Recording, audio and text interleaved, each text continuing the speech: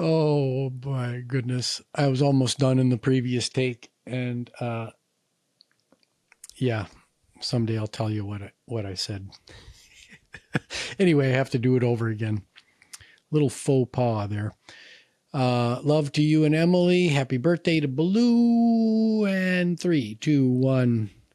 Hi, I'm Andy Temte, and welcome to the Saturday Morning Muse. Start your weekend with me by exploring topics that span leadership, business management, education, and other musings that are designed to support your journey of personal and professional continuous improvement. Today is November the 16th, 2024.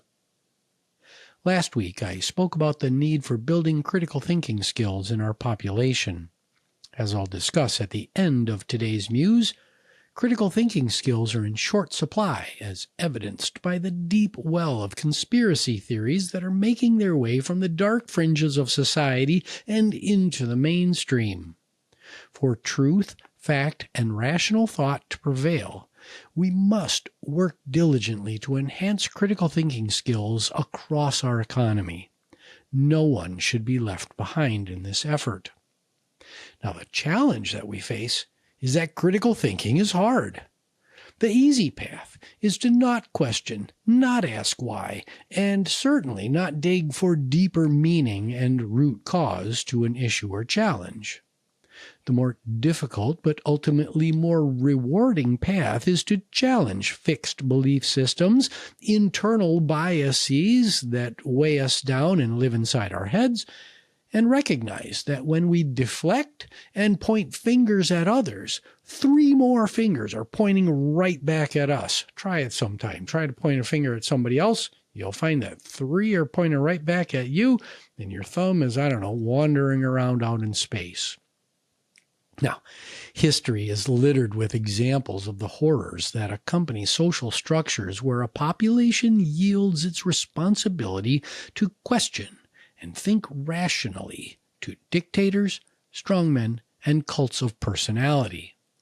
In these environments, democratic ideals are shunned in the name of expediency, efficiency, and unity around a specific subgroup of the population. In these environments, everyone, with the exception of an elite inner circle, everyone suffers, and the population subgroups that are now deemed to be out of favor are demonized, persecuted, and are in some cases thought of as subhuman, worthy of extinction or termination. Yes, the subgroup that's in favor may experience enhanced freedoms, but everyone else's freedom is suppressed and suffers. Is that what it means to live in a free society?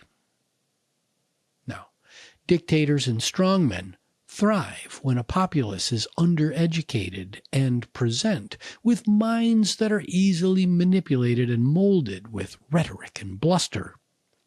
Education, critical thinking, and strong decision-making, they represent bulwarks that stand in defense of bullies that seek power for their own benefit. Extreme rhetoric, lies, and oversimplistic narratives melt in the face of an educated citizenry that's armed with strong critical thinking and decision-making skills.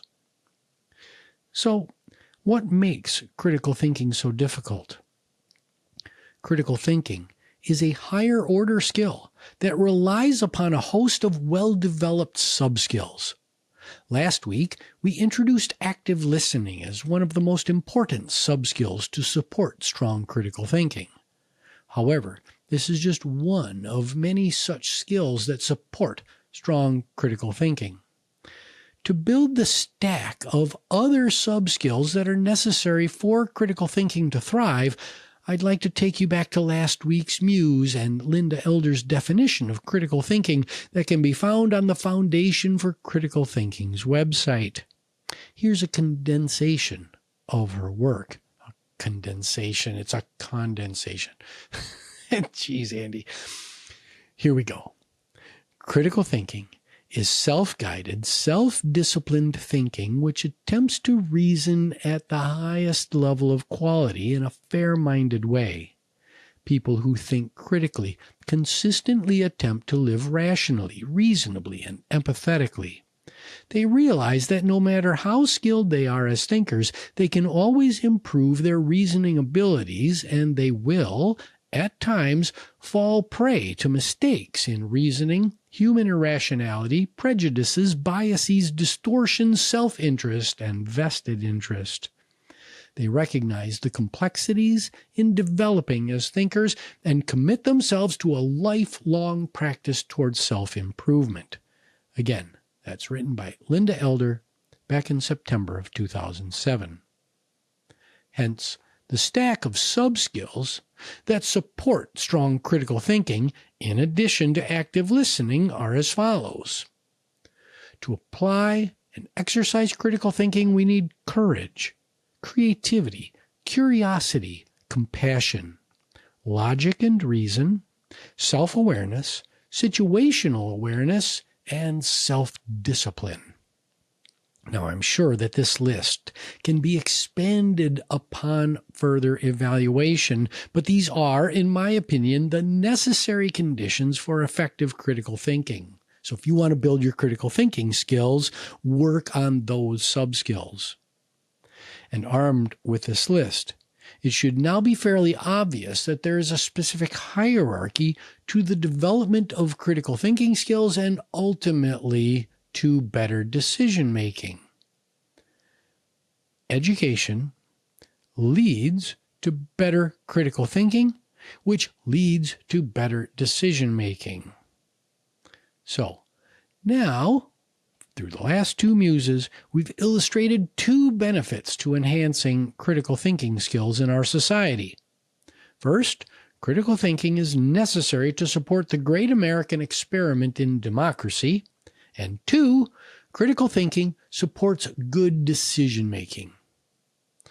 Let's punch the point on decision-making. From last week's muse, since A, an individual's life experience is mainly defined by the decisions they make over time, and B, critical thinking is a necessary condition for making better decisions. If an individual wants to C, live a rich, meaningful life and achieve economic and professional success, then it follows that D, it is essential to build critical thinking skills so that they can make more good decisions than bad. To conclude today's muse, I'd like to apply our newfound critical thinking skills to the narrative that elections are rigged in the United States. Now, I'm going to pick on the Republican Party because they're the most recent ones to do this, and they've done it on an industrial scale. But since the Republican Party swept the White House, Senate, and the House of Representatives on November 5th, 2024, talk of rigged elections has somehow mysteriously declined significantly. However, in my home state of Wisconsin, the losing Senate contender, who is a Republican, is yelling through the same old playbook and is claiming election interference and irregularities. This is also a state that the Republicans won on the presidential ticket. So which one is it? Is the presidential ticket, does that have irregularities, or just the Senate ticket? Which one is it? Come on. The question we should all be asking is this: why are elections only rigged when your party loses? Now, to be fair, the Democratic Party has also been guilty of crying foul and claiming election interference, but not nearly at that industrial scale that we've seen since the rise of the Tea Party and ultimately Trumpism. So, do we have free and fair elections in the United States? Or is there some dark cabal of political operatives with the skill, tools, and motivation to alter the will of the American people? While there have been such instances deeper in our past, the elections of today are run by a rigid set of rules that are developed state by state and have been honed over decades and are overseen and implemented at the local level by your fellow citizens and, in many cases, your neighbors. To my critical eye, it's insulting to hear old tropes trotted out about the security of our elections. Is a migrant who risked life and limb to come to this country and is here illegally really going to show up at a polling place to put all that they've risked on the line to cast a vote? Are the retired volunteers at your local polling place really in cahoots with some underworld political faction to sway an election result? Incessant questions of election integrity are a slap in the face to the individuals who work diligently to ensure that your vote counts and that our elections are indeed free and fair. Yes, we should ask well-constructed, critical questions to ensure that guardrails are sound, but when the constructive discourse and the litigation is over, we must accept the outcomes of our elections. To do otherwise is un-American and undemocratic. Critical thinking matters. Pass it on. Now, I wish you grace, dignity, and compassion as you recharge for the week ahead. My name is Andy Tempty. This is the Saturday Morning Muse. You can find us on all the major streaming services as well as out on YouTube.